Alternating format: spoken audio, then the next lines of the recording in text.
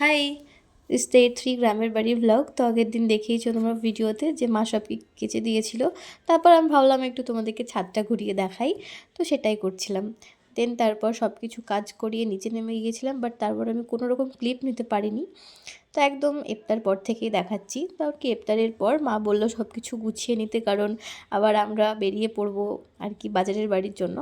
তো ওই জন্য সব কিছু গুছাচ্ছিলাম। আর সত্যি বলতে কি মন খারাপ করছিল, কারণ যেহেতু ছোটোবেলা থেকেই ওই বাড়িতে আছি, বুঝতেই পারছো অনেকে ফিলিংসটা কেমন হবে।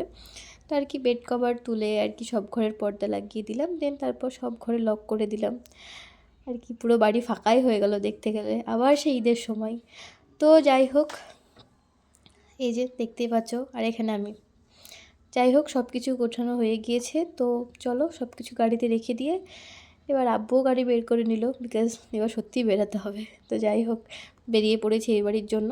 এ বাড়িতে এসেও সেম আমি একই অবস্থা, সব কিছু আবার গোছাতে হবে। তো আজকে একটুখানি কেমন লাগলো জানিও, দেখার জন্য কোনো একটা ভিডিওতে। বাই।